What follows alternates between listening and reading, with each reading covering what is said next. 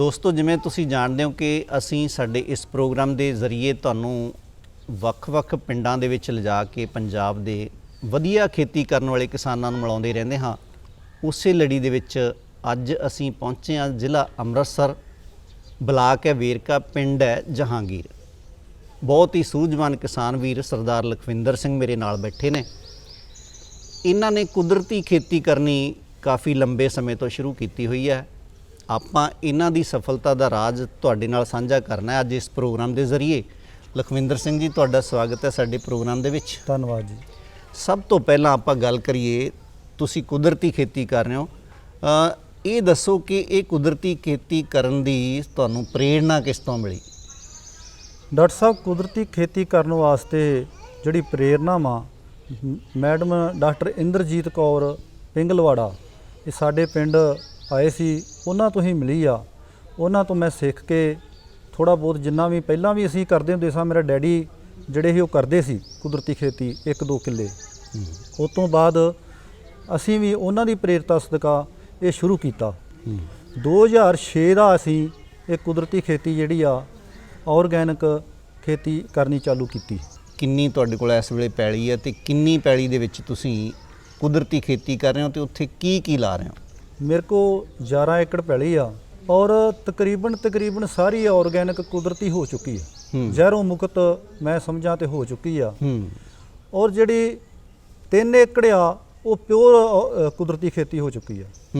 ਉਹਦੇ ਵਿੱਚ ਕਦੀ ਕਿਤੇ ਜ਼ਹਿਰ ਨਹੀਂ ਸੀ ਪਾਇਆ, ਨਾ ਕੋਈ ਰੇ ਖਾਦ ਪਾਈ ਆ। ਉਹ ਇਸੇ ਕਰਕੇ ਹੀ ਕਾਮਯਾਬ ਆ। ਉਹਦੇ ਵਿੱਚ ਸਾਡੇ ਮੱਲੜ ਬਹੁਤ, ਅਸੀਂ 2006 ਦਾ ਕਦੀ ਨਾੜ ਚਾਹੇ ਪਰਾਲੀ ਕਦੀ ਨਹੀਂ ਅੱਗ ਲਾਈ। ਉਹਦੇ ਵਿੱਚ ਮੱਲੜ ਇੰਨਾ ਪੈਦਾ ਹੋ ਚੁੱਕਾ ਵਾ ਵੀ ਕਾਰਬਨ ਇੰਨਾ ਵੱਧ ਹੋ ਗਿਆ ਵੀ ਉਹ ਜਿਹੜੀ ਫਸਲ ਜਿਹੜੀ ਵੀ ਅਸੀਂ ਬੀਜਦੇ ਹਾਂ ਉਹ ਬਹੁਤ ਵਧੀਆ ਝਾੜ ਦੇ ਰਹੀ ਸਾਨੂੰ। ਬਿਲਕੁਲ ਤੁਸੀਂ ਠੀਕ ਗੱਲ ਕਹੀ ਹੈ ਜੀ। ਸਾਨੂੰ ਮਾਹਰ ਵੀ ਇਹੀ ਦੱਸਦੇ ਆ ਖੇਤੀਬਾੜੀ ਯੂਨੀਵਰਸਿਟੀ ਦੇ ਕਿ ਜਦੋਂ ਅਸੀਂ ਪਹਿਲੇ ਸਾਲ ਤੋਂ ਸ਼ੁਰੂ ਕਰਦੇ ਹਾਂ ਆਰਗੈਨਿਕ ਖੇਤੀ ਕਰਨੀ, ਉਹਦੇ ਵਿੱਚ ਅਸੀਂ ਕੋਈ ਚੀਜ਼ ਜਿਹੜੀ ਕੋਲੋਂ ਨਹੀਂ ਪਾਉਂਦੇ, ਤਾਂ ਲਗਾਤਾਰ 3 ਸਾਲ ਜੇ ਅਸੀਂ ਉਸੇ ਤਰ੍ਹਾਂ ਖੇਤੀ ਕਰਦੇ ਹਾਂ ਤਾਂ 3 ਸਾਲਾਂ ਬਾਅਦ ਉਹ ਜ਼ਮੀਨ ਆ ਜਿਹੜੀ ਉਨਾ ਹੀ ਝਾੜ ਦੇਣ ਦੇ ਸਮਰੱਥ ਹੋ ਜਾਂਦੀ ਹੈ ਜਿੰਨਾ ਅਸੀਂ ਕੈਮੀਕਲ ਖਾਦਾਂ ਪਾ ਕੇ ਲੈਂਦੇ। ਡਾਕਟਰ ਸਾਹਿਬ, ਬਹੁਤ ਵਧੀਆ ਸਵਾਲ ਤੁਸੀਂ ਕੀਤਾ ਏ। ਇਹ ਇਸ ਤਰ੍ਹਾਂ ਹੋ ਜਾਂਦਾ, ਪਰ ਜੇਕਰ ਅਸੀਂ ਅੱਗ ਲਾਵਾਂਗੇ ਫੇਰ ਨਹੀਂ ਹੁੰਦਾ। ਜੇ ਕਾਰਬਨ ਘਟ ਜਾਂਦੀ ਆ ਫੇਰ ਨਹੀਂ। ਜੇ ਅਸੀਂ ਫਸਲ ਦੇ ਪੈਲੀ ਦੇ ਵਿੱਚੋਂ 30 ਕੁਇੰਟਲ ਝੋਨਾ ਕੱਢਦੇ ਹਾਂ ਤੇ ਉਹਦੇ ਵਿੱਚ ਵਾਪਸ ਕੀ ਦਿੱਤਾ?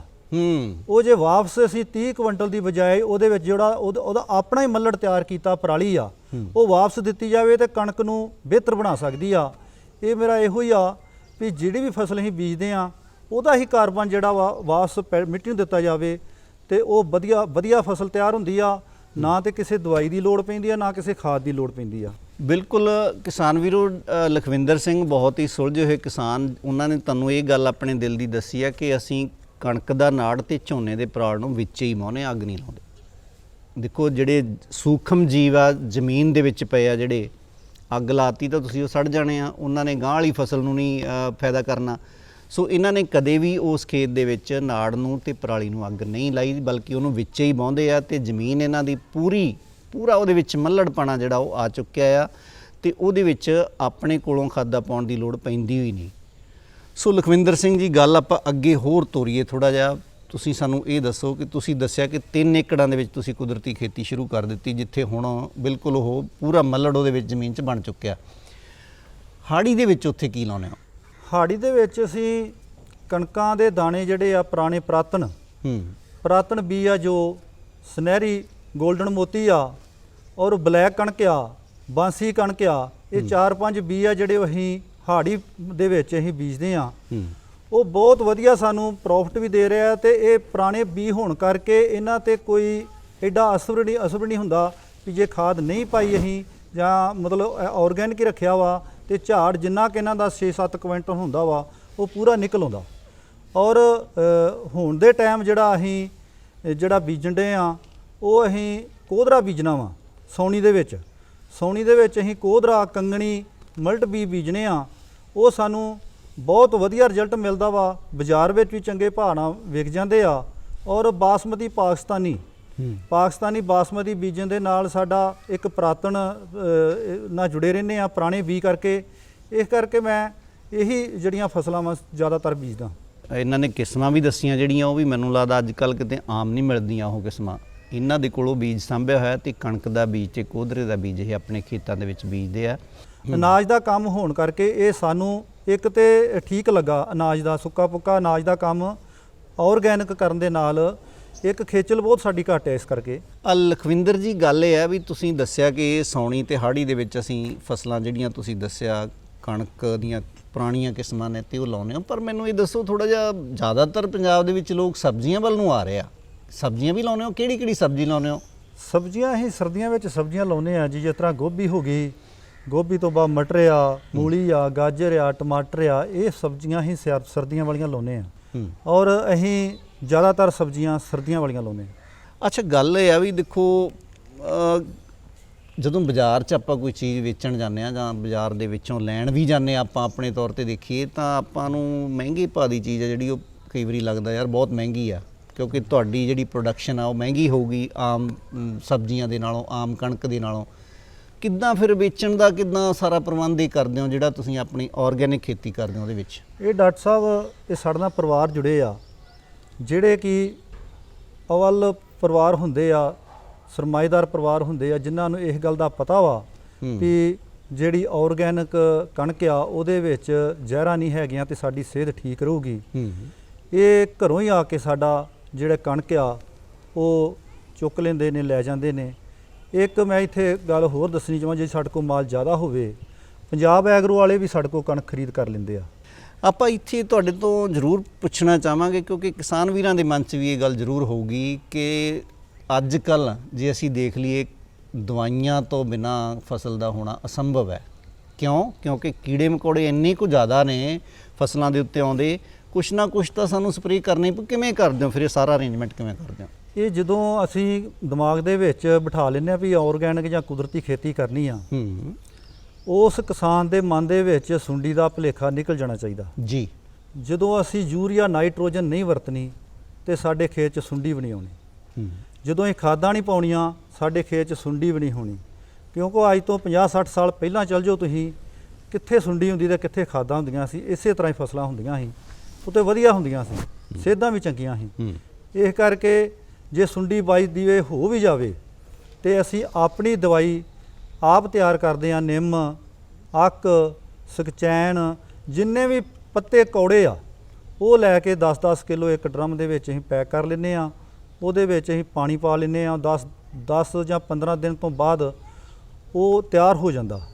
ਉਹ ਅਸੀਂ ਇੱਕ ਡਰਮ 2 ਕਿੱਲਿਆਂ ਦੇ ਵਿੱਚ ਸਪਰੇਅ ਕਰ ਦਈਏ, ਕੋਈ ਸੁੰਡੀ ਨਹੀਂ ਪੈਂਦੀ।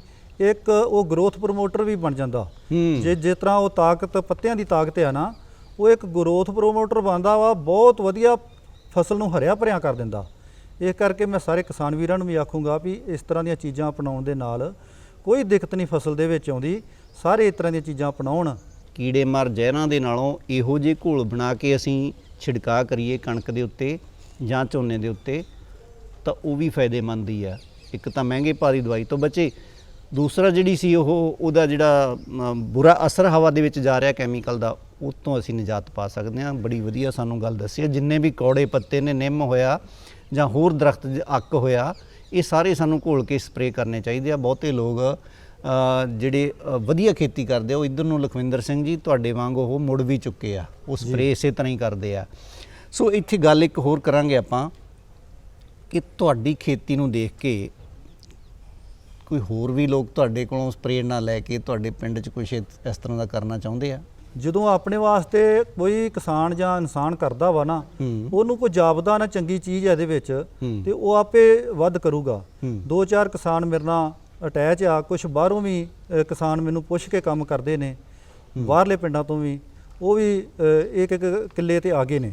ਪਹਿਲਾਂ 2 ਕਨਾਲਾਂ ਤੋਂ ਸਟਾਰਟ ਕੀਤਾ ਸੀ, ਹੁਣ 1 ਕਿੱਲੇ ਤੇ ਆ ਗਏ ਆ। ਹੌਲੀ ਹੌਲੀ ਉਹਨਾਂ ਵਧਾਉਣਾ ਚਾਲੂ ਕਰ ਦੇਣਾ ਵਾ। ਗੁਰੂ ਬਿਨਾਂ ਗਤ ਨਹੀਂ ਕਹਿੰਦੇ ਆ, ਹੈ ਨਾ। ਸੋ ਇਹ ਸਿਆਣੇ ਕਹਿੰਦੇ ਆ ਜਦੋਂ ਕਿਸੇ ਵੀ ਕੰਮ ਦੀ ਆਪਾਂ ਸ਼ੁਰੂਆਤ ਕਰਨੀ ਹੋਏ, ਕਿਸੇ ਨਾ ਕਿਸੇ ਮਹਿਕਮੇ ਨਾਲ ਰਾਬਤਾ ਬਹੁਤ ਜ਼ਰੂਰੀ ਆ। ਕਿਹੜੇ ਮਹਿਕਮੇ ਨਾਲ ਤੁਹਾਡਾ ਰਾਬਤਾ ਆ ਤੇ ਤੁਸੀਂ ਉਹਨਾਂ ਤੋਂ ਪ੍ਰੇਰਣਾ ਲੈ ਕੇ ਕੰਮ ਕਰਦੇ ਹੋ? ਆਰਗੈਨਿਕ ਦਾ ਰਾਬਤਾ ਤੇ ਕੁਦਰਤੀ ਕਰਾਉਂਦੀ ਆ ਜੀ। ਦੂਜੇ ਨੰਬਰ ਤੇ ਖੇਤੀਬਾੜੀ ਮਹਿਕਮਾ ਵੀ ਸਲਾਹ ਪੂਰੀ ਦਿੰਦਾ। ਸਾਡੇ ਲਾਗੇ KVK ਆ, ਉਹਨਾਂ ਕੋਈ ਪੁੱਛ ਲਈਦਾ ਵਾ, ਉਹ ਵੀ ਦੱਸਦੇ ਆ ਸਾਨੂੰ ਵੀ ਇਸ ਤਰ੍ਹਾਂ ਤੁਸੀਂ ਆਹ ਚੀਜ਼ਾਂ ਵਰਤਣੀਆਂ ਵਾ ਜਾਂ ਇਸ ਤਰ੍ਹਾਂ ਦੀਆਂ ਫਸਲਾਂ ਬੀਜੋਗੇ ਫਿਰ ਜ਼ਿਆਦਾ ਆਰਗੈਨਿਕ ਜਿਹੜੀ ਆ ਨਾ ਇਹ ਫਲੈਟ ਨਹੀਂ ਹੁੰਦੀ, ਇਹ ਬੈੱਡ ਬਣਾਉਣੇ ਪੈਂਦੇ ਸਾਨੂੰ। ਬੈੱਡ ਜਦੋਂ ਬੈੱਡ ਤੇ ਦਾਣਾ ਲਾਵਾਂਗੇ ਨਾ ਉਹਦੇ ਵਿੱਚ ਨਾਈਟ੍ਰੋਜਨ ਪਾਉਣ ਦੀ ਬਹੁਤ ਘੱਟ ਲੋੜ ਪਊਗੀ। ਵੈਸੇ ਵੀ ਤੁਸੀਂ ਬੈੱਡ ਤੇ ਲਾ ਕੇ ਵੇਖ ਲਓ, ਉਹ ਜੇ ਤੁਸੀਂ 3 ਬੋਰੀਆਂ ਬਾਹਰ ਪਾਉਂਦੇ ਜੋ ਉੱਥੇ 1-1.5 ਬੋਰੀ ਨੇ ਸਰ ਜਾਂਦਾ। ਉਹ ਬੈੱਡ ਦਾ ਐਡਾ ਵਧੀਆ ਰਿਜ਼ਲਟ ਆ ਵੀ ਉਹ ਜੜ੍ਹਾਂ ਪੂਲੀਆਂ ਤੇ ਡੂੰਘੀਆਂ ਜਾਂਦੀਆਂ ਵਾ ਤੇ ਪਾਣੀ ਫਲੈਟ ਨਾ ਵੱਜਣ ਕਰਕੇ ਉਹ ਫਸਲ ਵਧੀਆ ਹੁੰਦੀ ਆ। ਜੇ ਅਸੀਂ ਬੈੱਡ ਦੇ ਉੱਤੇ ਕੋਈ ਵੀ ਫਸਲ ਲਾਈ ਹੋਊਗੀ ਨਾ ਤਾਂ ਉਹਦੀਆਂ ਜੜ੍ਹਾਂ ਵੀ ਵੱਧ ਫੈਲਦੀਆਂ ਤੇ ਹਵਾ ਵਿਚਲੀ ਨਾਈਟ੍ਰੋਜਨ ਆ ਜਿਹੜੀ ਸਿੱਧੀ ਜੜ੍ਹਾਂ ਨੂੰ ਹੀ ਲੱਗ ਜਾਂਦੀ ਆ। ਬਹੁਤ ਅੱਛੀ ਗੱਲ ਆ। ਦੇਖੋ ਕਿਸਾਨ ਵੀਰੋ, ਯੂਰੀਏ ਦੀ ਸਾਨੂੰ ਬਹੁਤ ਘੱਟ ਲੋੜ ਪੈਂਦੀ ਆ ਬਾਅਦ ਦੇ ਵਿੱਚ। ਫਿਰ ਜਿੱਥੇ 3 ਬੋਰੇ ਪਾਉਂਦੇ ਆ ਉੱਥੇ ਲਖਵਿੰਦਰ ਸਿੰਘ ਜੀ ਹੋਰਾਂ ਨੇ ਕਿਹਾ ਆ ਕਿ ਉੱਥੇ ਸਾਨੂੰ ਫਿਰ 1.5 ਬੋਰੇ ਦੇ ਨਾਲ ਹੀ ਸਰ ਜਾਂਦਾ। ਅੱਛੀ ਗੱਲ ਹੈ। ਮੈਨੂੰ ਤੁਸੀਂ ਭਵਿੱਖ ਦੀਆਂ ਤੁਹਾਡੀਆਂ ਯੋਜਨਾਵਾਂ ਦੱਸੋ ਕਿ ਕੀ ਆਉਣ ਵਾਲੇ ਸਮੇਂ ਦੇ ਵਿੱਚ ਇਹਨੂੰ ਖੇਤੀ ਨੂੰ ਵਧਾਉਣਾ ਚਾਹੋਗੇ? ਇਹ ਡਾਕਟਰ ਸਾਹਿਬ ਆਉਣ ਵਾਲਾ ਟਾਈਮ ਹੀ ਇਹਦਾ ਆ ਰਿਹਾ, ਕਿਉਂਕਿ ਦੁਨੀਆ ਨੂੰ ਪਤਾ ਲੱਗ ਚੁੱਕਾ ਵਾ ਵੀ ਕੈਂਸਰ ਕਿਤੋਂ ਹੁੰਦੀ ਆ।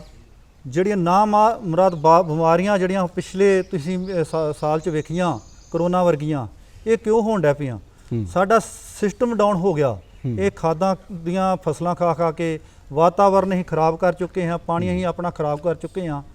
ਇਹ ਕਰਕੇ ਇਹ ਆਉਣ ਵਾਲਾ ਟਾਈਮ ਜਿਹੜਾ ਵਾ ਇਹ ਆਰਗੈਨਿਕ ਦਾ ਹੀ ਆ। ਤੇ ਮੈਂ ਤੇ ਆਪਣੀ ਸਾਰੀ ਜ਼ਮੀਨ 1-2 ਸਾਲਾਂ ਦੇ ਵਿੱਚ 11 ਏਕੜ ਦੇ 11 ਏਕੜ ਹੀ ਪੂਰੇ ਕੰਪਲੀਟ ਕਰ ਲੈਣੇ ਆ। ਇਸ ਕਰਕੇ ਮੈਂ ਸਾਰੇ ਕਿਸਾਨ ਵੀਰਾਂ ਨੂੰ ਵੀ ਇਹ ਅਪੀਲ ਵੀ ਬੇਨਤੀ ਕਰਦਾ ਵਾਂ ਵੀ ਹੌਲੀ ਹੌਲੀ ਇਧਰਲੇ ਪਾਸੇ ਮੁੜਨਾ ਪੈਣਾ ਜੇ ਆਪਾਂ ਆਪਣੇ ਬੱਚੇ ਜਿੰਦਾ ਰੱਖਣੇ ਆ ਔਰ ਜੇ ਆਪ ਜਿੰਦਾ ਰਹਿਣਾ ਵਾ।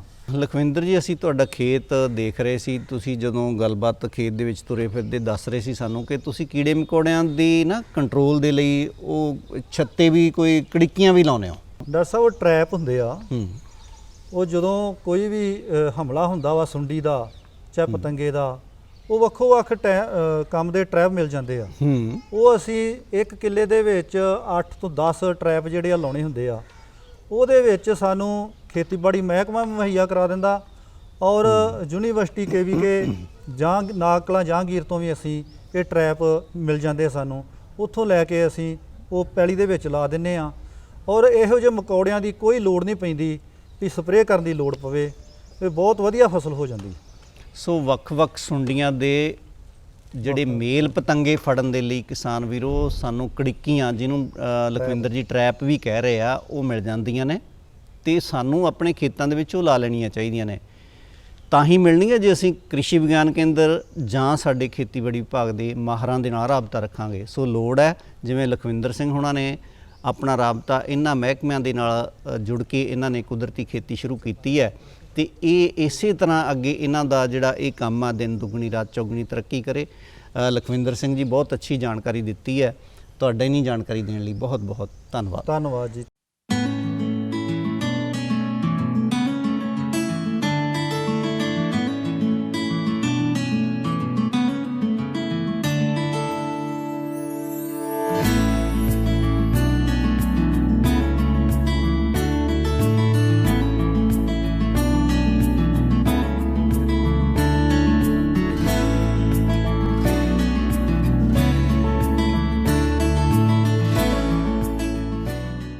ਦੋਸਤੋ, ਪਿੰਡ ਜਹਾਂਗੀਰ ਦੇ ਵਿੱਚ ਲਖਵਿੰਦਰ ਸਿੰਘ ਦੇ ਫਾਰਮ ਦੇ ਉੱਤੇ ਅੱਜ ਅਸੀਂ ਪਹੁੰਚੇ ਸੀ ਤੇ ਉੱਥੇ ਅੱਜ ਖੇਤੀਬਾੜੀ ਵਿਭਾਗ ਦੇ ਅਧਿਕਾਰੀ ਵੀ ਮੌਜੂਦ ਨੇ। ਆਪਾਂ ਇਹਨਾਂ ਤੋਂ ਵੀ ਜਾਣਕਾਰੀ ਹਾਸਲ ਕਰਦੇ ਹਾਂ ਕਿ ਸਰਦਾਰ ਲਖਵਿੰਦਰ ਸਿੰਘ ਉਹਨਾਂ ਨੇ ਜਿਹੜੀ ਖੇਤੀ ਸ਼ੁਰੂ ਕੀਤੀ ਹੈ, ਕੁਦਰਤੀ ਖੇਤੀ ਸ਼ੁਰੂ ਕੀਤੀ ਹੈ, ਕਿਸ ਤਰ੍ਹਾਂ ਉਹਨੂੰ ਫਲ ਪੈ ਰਿਹਾ। ਮੇਰੇ ਨਾਲ ਨੇ ਬਲਾਕ ਵੇਰਕਾ ਦੇ ਖੇਤੀਬਾੜੀ ਅਫਸਰ। ਡਾਕਟਰ ਸਾਹਿਬ, ਤੁਹਾਡਾ ਨਾਮ ਪਹਿਲਾਂ ਦੱਸ ਦਿਓ ਜੀ। ਮੈਂ ਅਸ਼ਵਨੀ ਕੁਮਾਰ ਰਾਮਬਾਨੀ, ਐਗਰੀਕਲਚਰ ਅਫਸਰ ਵੇਰਕਾ ਜੀ। ਸੋ ਇਹ ਨੇ ਵੇਰਕਾ ਦੇ ਬਲਾਕ ਖੇਤੀਬਾੜੀ ਅਫਸਰ, ਖੇਤੀਬਾੜੀ ਤੇ ਕਿਸਾਨ ਭਲਾਈ ਵਿਭਾਗ ਤੋਂ। ਅਸ਼ਵਨੀ ਜੀ, ਗੱਲ ਇਹ ਆ ਵੀ ਦੇਖੋ ਲਖਵਿੰਦਰ ਸਿੰਘ ਉਹਨਾਂ ਨੇ ਕਾਫੀ ਲੰਬੇ ਸਮੇਂ ਤੋਂ ਦੱਸਿਆ ਆਪਾਂ ਨੂੰ ਖੇਤੀ ਸ਼ੁਰੂ ਕੀਤੀ ਹੋਈ ਆ, ਕੁਦਰਤੀ ਖੇਤੀ। ਕਿਸ ਤਰ੍ਹਾਂ ਸੋਚਦੇ ਹੋ ਕਿ ਇਹ ਖੇਤੀ ਬਾਕੀ ਕਿਸਾਨ ਵੀਰ ਵੀ ਇੱਧਰ ਨੂੰ ਮੁੜਨ? ਕੀ ਕਹਿਣਾ ਚਾਹੋਗੇ? ਅਸੀਂ ਜੀ, ਮੈਂ ਜਦੋਂ ਫਾਰਮ 'ਤੇ ਹੁੰਦਾ ਸੀ, ਸਾਡੇ ਕੋਲ ਰਾਣੀਆਂ ਫਾਰਮ ਸੀਗਾ, ਅਸੀਂ ਉੱਥੇ ਔਰਗੈਨਿਕ ਖੇਤੀ ਸ਼ੁਰੂ ਕੀਤੀ ਸੀਗੀ ਅਤੇ ਉਦੋਂ ਤੋਂ ਸਾਡਾ ਜਿਹੜਾ ਔਰਗੈਨਿਕ ਖੇਤੀ ਵਾਲੇ ਸਰਕਾਰ ਸੀਗਾ। ਅਤੇ ਇਸ ਕਰਕੇ ਹੁਣ ਜਦੋਂ ਇਹਨਾਂ ਦਾ ਪਤਾ ਲੱਗਾ ਕਿ ਅਸੀਂ ਜਦੋਂ ਮੈਂ ਇੱਥੇ ਆਇਆ ਅਤੇ ਆਉਂਦਿਆਂ ਹੀ ਮੈਂ ਇਹਨਾਂ ਨਾਲ ਰਾਬਤਾ ਕੀਤਾ ਅਤੇ ਇਹਨਾਂ ਕੋਲ ਪਤਾ ਕੀਤਾ ਕਿ ਕਿਹੋ ਜਿਹਾ ਕਰ ਰਹੇ ਆ। ਇਹਨਾਂ ਨੇ ਇੱਕ ਚੰਗੀ ਚੀਜ਼ ਦੀ ਸ਼ੁਰੂਆਤ ਕੀਤੀ ਕਿ ਜਿਹੜੀ ਅਸੀਂ ਲੋਕਾਂ ਨੂੰ ਦੇ ਵਿੱਚ ਜਿਹੜੀ ਆ ਕਿ ਜਿਹੜੀ ਕਣਕ ਜਿਹੜੀ ਵੱਖ-ਵੱਖ ਤਰ੍ਹਾਂ ਦੀ ਕਣਕ ਹੈ ਇਹਨਾਂ ਨੇ ਤਿਆਰ ਕੀਤੀ ਜਾਂਦੀ, ਸੋਨਾ ਕਣਕ ਹੈ ਹੋਰ ਅਤੇ ਵੱਖ-ਵੱਖ ਫਸਲਾਂ ਤਿਆਰ ਕਰਦੇ ਆ, ਜਿਹਦੇ 'ਤੇ ਇਹਨਾਂ ਨੂੰ ਜਿਹੜਾ ਵਾ ਕਿ ਕਾਫੀ ਆਪਣੇ ਤੌਰ 'ਤੇ ਵੇਚਦੇ ਆ ਅਤੇ ਇਹਨੂੰ ਵੇਚਣ ਵਾਸਤੇ ਪ੍ਰੋਬਲਮ ਆਉਂਦੀ ਅਤੇ ਇਹ ਖਰੀਦਣ ਵਾਸਤੇ ਲੋਕਾਂ ਦੇ ਗਾਹਕ ਨਹੀਂ, ਸਿਰਫ ਲੋਕਾਂ ਨੂੰ ਦੱਸਣ ਦੀ ਜ਼ਰੂਰਤ ਆ। ਲੋਕ ਆਪਣੇ ਆਪ ਇੱਦਾਂ ਦੀ ਜਿਹੜੀ ਔਰਗੈਨਿਕ 'ਤੇ ਪੈਸੇ ਵੀ ਖਰਚਣ ਨੂੰ ਤਿਆਰ ਆ, ਸਾਰਾ ਕੁਝ ਖਰਚਣ ਨੂੰ ਤਿਆਰ ਆ, ਲੋਕ ਅਵੇਅਰ ਆ ਇਸ ਗੱਲ 'ਤੇ। ਪਰ ਇਹ ਜਿਹੜੀ ਲੋਕਾਂ ਨੂੰ ਤਿਆਰ ਕਰਨ ਵਾਸਤੇ ਜਿਹੜਾ ਵਾ ਕਿ ਉਹ ਚੀਜ਼ ਕਰਨੀ ਪਏਗੀ, ਲੋਕ ਜਿਹੜੇ ਆ ਕਿ ਔਰਗੈਨਿਕ ਖੇਤੀ ਵਾਲੇ ਪਾਸੇ ਆਉਣ ਅਤੇ ਉਹ ਜਿਹੜਾ ਵਾ ਕਿ ਇਹਦੋਂ ਜ਼ਿਆਦਾ ਵਧੀਆ ਮਿਲੇ। ਡਾਕਟਰ ਸਾਹਿਬ, ਵਾਤਾਵਰਨ ਸਾਡਾ ਖਰਾਬ ਹੁੰਦਾ ਜਾ ਰਿਹਾ, ਕੁਦਰਤੀ ਖੇਤੀ ਸੁਭਾਵਿਕ ਹੈ ਕਿ ਵਾਤਾਵਰਨ ਨੂੰ ਸੰਭਾਲਣ ਦੇ ਵਿੱਚ ਮਦਦ ਕਰੂਗੀ, ਭਾਵੇਂ ਸਾਡੀ ਹਵਾ ਹੋਈ, ਪਾਣੀ ਹੋਈ ਅਤੇ ਮਿੱਟੀ। ਤੁਸੀਂ ਕੀ ਕਹਿਣਾ ਚਾਹੋਗੇ ਸਾਡੇ ਪੰਜਾਬ ਦੇ ਕਿਸਾਨ ਵੀਰਾਂ ਨੂੰ ਕਿ ਆਉਣ ਵਾਲੇ ਸਮੇਂ ਦੇ ਵਿੱਚ ਵਾਤਾਵਰਨ ਨੂੰ ਸੰਭਾਲ ਲਈ ਉਪਰਾਲੇ ਜਿਹੜੇ ਕਰਨੇ ਆ, ਉਹਨਾਂ ਦੇ ਵਿੱਚ ਇੱਕ ਤਾਂ ਇਹ ਹੋ ਗਿਆ ਅਤੇ ਹੋਰ ਉਹ ਕੀ ਕਰ ਸਕਦੇ ਆ? ਵੇਖੋ, ਵਾਤਾਵਰਨ ਨੂੰ ਸੰਭਾਲਣ ਵਾਸਤੇ ਜਿਹੜਾ ਵਾ ਕਿ ਸਾਨੂੰ ਔਰਗੈਨਿਕ ਖੇਤੀ ਜ਼ਹਿਰਾਂ ਨੂੰ ਛੱਡਣਾ ਪਏਗਾ। ਜੋ ਵੀ ਕਰਨਾ ਵਾ ਜ਼ਹਿਰਾਂ ਨੂੰ ਜਿਹੜਾ ਵਾ ਕਿ ਸਾਨੂੰ ਤਰ੍ਹਾਂ ਦੇਣੀ ਪਊਗੀ। ਜਿੰਨਾ ਚਿਰ ਅਸੀਂ ਜ਼ਹਿਰ ਨਹੀਂ ਛੱਡਦੇ ਉਹਨਾਂ ਚਿਰ ਆਪਾਂ ਇੱਕ ਵੇਖ ਲਈਏ ਕਿ ਜੇ ਆਪਾਂ ਔਰਗੈਨਿਕ ਚੀਜ਼ ਚੰਗੀ ਖਾਵਾਂਗੇ ਅਤੇ ਉਹਦਾ ਜਿਹੜਾ ਵਾ ਕਿ ਸਾਡੇ ਸਰੀਰ 'ਤੇ ਇਫੈਕਟ ਹੈ, ਅਸੀਂ ਬਿਮਾਰੀਆਂ ਤੋਂ ਬਚੇ ਰਹਾਂਗੇ। ਜਿੰਨੇ ਅਸੀਂ ਐਗਰੀਕਲਚਰ ਦੇ ਵਿੱਚ ਪੈਸੇ ਵੱਧ ਕਮਾਉਂਦੇ ਹਾਂ, ਉਨੇ ਬਿਮਾਰੀਆਂ 'ਤੇ ਪੈਸੇ ਵੱਧ ਲਾਉਂਦੇ ਹਾਂ। ਇਸ ਕਰਕੇ ਜਿਹੜਾ ਵਾ ਕਿ ਜਿੰਨਾ ਵੀ ਬੰਦਾ ਔਰਗੈਨਿਕ ਵਾਲੇ ਪਾਸੇ ਆਊਗਾ ਉਨਾ ਹੀ ਜ਼ਿਆਦਾ ਵਧੀਆ ਰਹੂਗਾ ਜੀ। ਸੋ ਦੋਸਤੋ, ਔਰਗੈਨਿਕ ਵਾਲੇ ਪਾਸੇ ਨੂੰ ਮੁੜ ਕੇ ਅਸੀਂ ਸਾਡੇ ਵਾਤਾਵਰਨ ਦੀ ਸਾਂਭ ਸੰਭਾਲ ਕਰ ਸਕਦੇ ਹਾਂ, ਲੰਬੇ ਸਮੇਂ ਲਈ ਸਾਡੇ ਵਾਤਾਵਰਨ ਨੂੰ ਸਾਡੇ ਜਿਉਂਦੇ ਰਹਿਣ ਲਈ ਤੰਦਰੁਸਤ ਰੱਖ ਸਕਦੇ ਹਾਂ। ਡਾਕਟਰ ਸਾਹਿਬ, ਤੁਸੀਂ ਅੱਗੇ ਆ ਜਾਓ। ਪਹਿਲਾਂ ਤੁਸੀਂ ਆਪਣਾ ਨਾਮ ਦੱਸੋ ਕੀ ਆ, ਅਤੇ ਤੁਸੀਂ ਸਾਡੇ ਕਿਸਾਨ ਵੀਰਾਂ ਨੂੰ ਨਾਮ ਦੱਸ ਕੇ ਇਹ ਦੱਸੋ ਕਿ ਆਉਣ ਵਾਲੇ ਸਮੇਂ ਦੇ ਵਿੱਚ, ਕਿਉਂਕਿ ਅੱਜ ਜਦੋਂ ਅਸੀਂ ਦੇਖਦੇ ਹਾਂ ਹਰ ਖੇਤ ਦੇ ਵਿੱਚ ਜਿੰਨੀ ਵੀ ਫਸਲ ਹੈ ਕੀੜੇ ਮਕੌੜਿਆਂ ਤੋਂ ਬਿਨਾਂ ਹੁੰਦੀ ਹੋਈ ਨਹੀਂ, ਉੱਥੇ ਮਤਲਬ ਜ਼ਹਿਰਾਂ ਤੋਂ ਬਿਨਾਂ ਨਹੀਂ ਹੁੰਦੀ, ਕਹਿ ਲਈਏ ਕੀੜੇ ਤਾਂ ਆ ਹੀ ਜਾਂਦੇ ਨੇ। ਸੋ ਕੀ ਕਹਿਣਾ ਚਾਹੋਗੇ ਕਿ ਆਉਣ ਵਾਲੇ ਸਮੇਂ 'ਚ ਆਪਾਂ ਆਪਣੇ ਵਾਤਾਵਰਨ ਨੂੰ ਸਾਂਭੀ ਰੱਖੀਏ, ਤੰਦਰੁਸਤ ਰੱਖੀਏ, ਕੀ ਕਰਨ ਕਿਸਾਨ ਵੀਰ? ਹਾਂਜੀ, ਮੇਰਾ ਨਾਮ ਗੁਰਜੋਤ ਸਿੰਘ ਗਿੱਲ ਹੈ ਜੀ। ਮੈਂ ਖੇਤੀਬਾੜੀ ਵਿਕਾਸ ਅਫਸਰ ਬਲਾਕ ਵੇਰਕਾ ਵਿਖੇ ਆਪਣੀਆਂ ਸੇਵਾਵਾਂ ਨਿਭਾ ਰਿਹਾ ਵਾਂ। ਜਿਹੜੇ ਲਖਵਿੰਦਰ ਸਿੰਘ ਹੋਣੀ ਔਰਗੈਨਿਕ ਖੇਤੀ ਕਰਦੇ ਆ, ਅਸੀਂ ਲਗਭਗ ਮੈਂ 3 ਸਾਲ ਤੋਂ ਇਹਨਾਂ ਦੇ ਫਾਰਮ 'ਤੇ ਆ ਰਿਹਾ ਵਾਂ। ਇਹਨਾਂ ਵੱਲ ਵੇਖ ਕੇ ਹੋਰ ਵੀ ਫਾਰਮਰ ਜਿਹੜੇ ਉਤਸ਼ਾਹਿਤ ਹੋ ਰਹੇ ਆ। ਬਸ ਇਹ 'ਚ ਇੱਕ ਹੀ ਪ੍ਰੋਬਲਮ ਆ ਕਿ ਥੋੜ੍ਹਾ ਝਾੜ ਜਿਹੜਾ ਵਾ ਉਹ ਘੱਟ ਆਉਂਦਾ ਵਾ, ਅਤੇ ਉਹਦੇ ਨਾਲ ਜਿਹੜਾ ਫਾਰਮਰ ਜਿਹੜਾ ਵਾ ਉਹ ਜਿੰਨੀ ਝਾੜ ਲੈ ਸਕਦਾ ਉਹ ਤੋਂ ਘੱਟ ਹੋਣ ਕਰਕੇ ਫਾਰਮਰ ਥੋੜ੍ਹੇ ਜਿਹੇ ਇਸ ਵੱਲ ਨਹੀਂ ਆ ਰਹੇ। ਲੇਕਿਨ ਫਿਰ ਵੀ ਸਾਡੀ ਕੋਸ਼ਿਸ਼ ਜਿਹੜੀ ਹੈ ਚੱਲ ਰਹੀ ਹੈ, ਕਿਉਂਕਿ ਜਿਹੜੇ ਫਾਰਮਰ ਆ ਖੇਤੀ ਜੜ੍ਹਾਂ ਦੀ ਵਰਤੋਂ ਜਿਹੜੀ ਹੈ ਉਹ ਬਹੁਤ ਜ਼ਿਆਦਾ ਕਰ ਰਹੇ ਆ, ਜਿਹਦੇ ਨਾਲ ਸਾਡਾ ਜਿਹੜਾ ਵਾਤਾਵਰਨ ਹੈ ਉਹ ਬਹੁਤ ਪ੍ਰਦੂਸ਼ਿਤ ਹੋ ਰਿਹਾ ਵਾ। ਤੋ ਅਸੀਂ ਲਗਾਤਾਰ ਇਹ ਕੋਸ਼ਿਸ਼ ਕਰ ਰਹੇ ਹਾਂ ਕਿ ਲਖਵਿੰਦਰ ਸਿੰਘ ਹੁਣਾਂ ਵਾਂਗੂ ਹੋਰ ਵੀ ਫਾਰਮਰਾਂ ਨੂੰ ਇਹਦੇ ਵੱਲ ਉਤਸ਼ਾਹਿਤ ਕਰੀਏ, ਜਿਹੜੇ ਕਿ ਫਾਰਮਰ ਵੱਧ ਤੋਂ ਵੱਧ ਔਰਗੈਨਿਕ ਖੇਤੀ ਵੱਲ ਆਉਣ ਅਤੇ ਖੇਤੀ ਜਿਹੜੀ ਜ਼ਹਿਰ ਵਰਤੋਂ ਹੁੰਦੀ ਆ ਉਹਨਾਂ ਦੀ ਵਰਤੋਂ ਘਟਾਈ ਜਾਵੇ। ਸੋ ਬਹੁਤ ਅੱਛੀ ਗੱਲ ਹੈ। ਦੇਖੋ, ਲਖਵਿੰਦਰ ਸਿੰਘ ਹੋਣਾ ਦੇ ਵਾਂਗ ਕਿਸਾਨ ਵੀਰ ਸਪਰੇਅ ਕਰਨ, ਜਿਸ ਤਰ੍ਹਾਂ ਉਹਨੇ ਦੱਸਿਆ ਕਿ ਸਾਰੀ ਤਰ੍ਹਾਂ ਦੇ ਕੌੜੇ ਪੱਤੇ ਆ ਜਿਹੜੇ ਅਸੀਂ ਉਹਨਾਂ ਨੂੰ ਸਾਂਭ ਕੇ ਰੱਖਦੇ ਹਾਂ, ਉਹਨਾਂ ਦਾ ਘੋਲ ਬਣਾ ਕੇ ਉਹ ਅਸੀਂ ਛਿੜਕਾਅ ਕਰਦੇ ਹਾਂ ਅਤੇ ਜਿਹੜੀਆਂ ਸੁੰਡੀਆਂ ਨੇ ਉਹ ਭੱਜ ਜਾਂਦੀਆਂ ਨੇ। ਕਿਸਾਨ ਵੀਰੋ, ਵਧੀਆ ਗੱਲ ਹੈ ਜੇ ਅਸੀਂ ਆਪਣੇ ਖਾਣ ਲਈ ਸਾਡੀਆਂ ਲੋੜਾਂ ਨੂੰ ਕੁਦਰਤੀ ਕਰਾਂਗੇ ਤਾਂ ਫਿਰ ਅਸੀਂ ਬਾਕੀਆਂ ਲਈ ਵੀ ਸੋਚ ਸਕਦੇ ਹਾਂ। ਸਭ ਤੋਂ ਪਹਿਲਾਂ ਸਾਨੂੰ ਆਪਣੇ ਘਰ ਤੋਂ ਸ਼ੁਰੂਆਤ ਕਰਨੀ ਪਊਗੀ। ਸੋ ਮੈਨੂੰ ਉਮੀਦ ਹੈ ਕਿ ਜ਼ਰੂਰ ਤੁਸੀਂ ਲਖਵਿੰਦਰ ਸਿੰਘ ਵਾਂਗ ਕਿਸਾਨ ਵੀਰੋ, ਤੁਸੀਂ ਵੀ ਜਿਹੜਾ ਇਹ ਖੇਤੀ ਆ ਇਹਦੇ ਵਿੱਚ ਵਾਤਾਵਰਨ ਦੀ ਸਾਂਭ ਸੰਭਾਲ ਨੂੰ ਦੇਖਦੇ ਹੋਏ ਇਹਨੂੰ ਜ਼ਰੂਰ ਸ਼ੁਰੂ ਕਰੋਗੇ। ਮੇਰਾ ਨਾਮ ਗੁਰਜੀਤ ਸਿੰਘ ਹੈ ਜੀ। ਮੈਂ ਖੇਤੀਬਾੜੀ ਵਿਕਾਸ ਅਫਸਰ ਬਲਾਕ ਵੇਰਕਾ ਜੀ। ਤੁਹਾਨੂੰ ਕਿੱਦਾਂ ਦਾ ਲੱਗਿਆ, ਕਿਉਂਕਿ ਤੁਸੀਂ ਮੈਨੂੰ ਲੱਗਦਾ ਹੁਣੇ ਜੁਆਇਨ ਕੀਤਾ ਮਹਿਕਮਾ, ਕਿੱਦਾਂ ਦਾ ਲੱਗਿਆ ਖੇਤ ਦੇ ਵਿੱਚ? ਇਹ ਖੇਤ ਮੈਂ ਰੀਸੈਂਟ ਹੀ ਹਲੇ ਇੱਥੇ ਪਿਛਲੇ ਦਿਨ ਹੀ ਆਇਆ ਸੀ।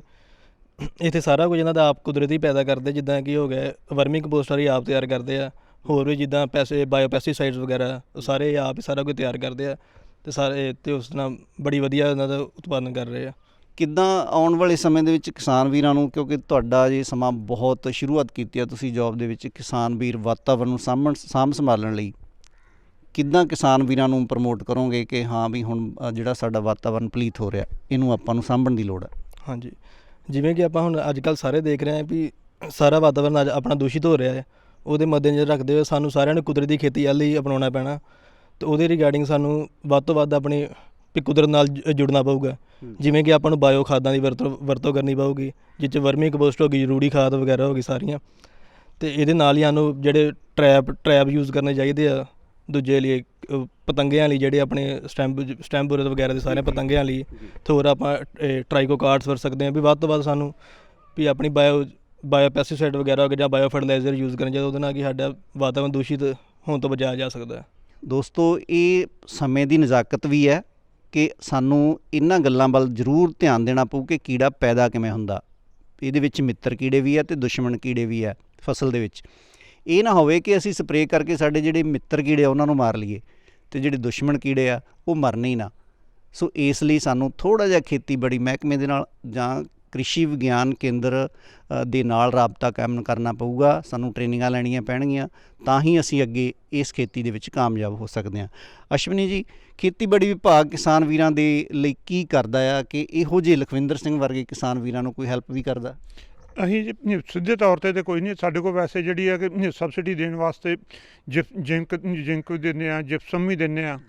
ਅਤੇ ਅਸੀਂ ਜ਼ਿਮੀਂਦਾਰ ਨੂੰ ਇੱਕ ਚੀਜ਼ ਕਹਿੰਦੇ ਹਾਂ ਕਿ ਯੂਰੀਆ ਖਾਦ ਦੀ ਜਿੰਨੀ ਵਰਤੋਂ ਘੱਟ ਕਰਨਗੇ ਉਹਨਾਂ ਜਿਹੜਾ ਵਾ ਕਿ ਸਾਡਾ ਪੈਸਟ ਵੀ ਚੰਗਾ ਘੱਟ ਹੋਏਗਾ ਅਤੇ ਸਾਡੀ ਜਿਹੜੀ ਹੈ ਝੋਨੇ ਨੂੰ ਜਾਂ ਕਿਸੇ ਵੀ ਫਸਲ ਨੂੰ ਬਿਮਾਰੀ ਵੀ ਘੱਟ ਲੱਗੇਗੀ।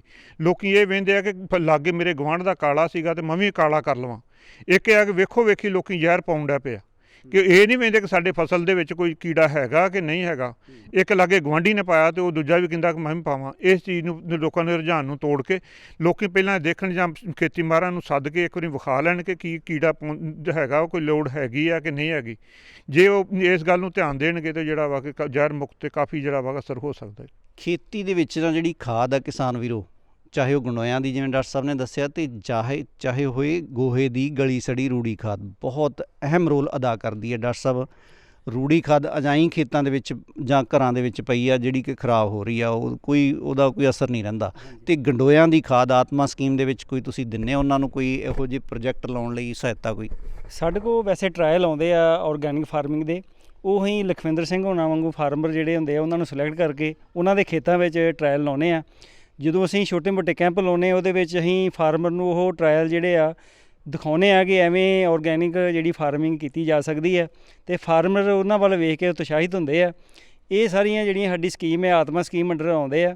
ਹੋਰ ਉਸ ਤੋਂ ਇਲਾਵਾ ਅਸੀਂ ਢਿੰਜਣ ਦੀ ਖੇਤੀ ਜਿਹੜੀ ਆ ਉਹ ਵੀ ਫਾਰਮਰ ਨੂੰ ਸਬਸਿਡੀ ਦੇ ਬੀਜ ਮੁਹੱਈਆ ਕਰਾਉਂਦੇ ਆ, ਜਿਹਦੇ ਵਿੱਚ ਫਾਰਮਰ ਜਿਹੜੇ ਆ ਉਹ ਕਾਫੀ ਵੱਡੇ ਲੈਵਲ 'ਤੇ ਢਿੰਜਣ ਦੀ ਖੇਤੀ ਕਰਦੇ ਆ, ਜਿਹਦੇ ਨਾਲ ਜਿਹੜੀ ਆਪਣਾ ਜ਼ਮੀਨ ਦਾ ਔਰਗੈਨਿਕ ਮੈਟਰ ਹੈ ਉਹ ਵੱਧਦਾ ਵਾ ਅਤੇ ਖਾਦਾਂ ਦੀ ਜਿਹੜੀ ਵਰਤੋਂ ਉਹ ਘੱਟ ਕੀਤੀ ਜਾ ਸਕਦੀ ਹੈ ਜੀ। ਸੋ ਬਹੁਤ ਵਧੀਆ ਗੱਲ ਹੈ ਕਿ ਹਰੀ ਖਾਦ ਬਾਰੇ ਵੀ ਸਾਡਾ ਮਹਿਕਮਾ ਦੱਸ ਰਿਹਾ ਕਿ ਖੇਤਾਂ ਦੇ ਵਿੱਚ ਲਾਉਣ ਨਾਲ ਉਹਦੀ ਜਿਹੜੀ ਸ਼ਕਤੀ ਆ ਜ਼ਮੀਨ ਦੀ ਵੱਧਦੀ ਆ ਅਤੇ ਜਿਹਦੇ ਨਾਲ ਫਸਲ ਵੀ ਵਧੀਆ ਹੁੰਦੀ ਆ। ਸਾਡੇ ਕੋਲ ਲਖਵਿੰਦਰ ਸਿੰਘ ਹੋਣਾ ਦੇ ਬੇਟੇ ਵੀ ਖੜ੍ਹੇ ਨੇ, ਤੁਸੀਂ ਆਓ ਜੀ ਮੇਰੇ ਕੋਲ।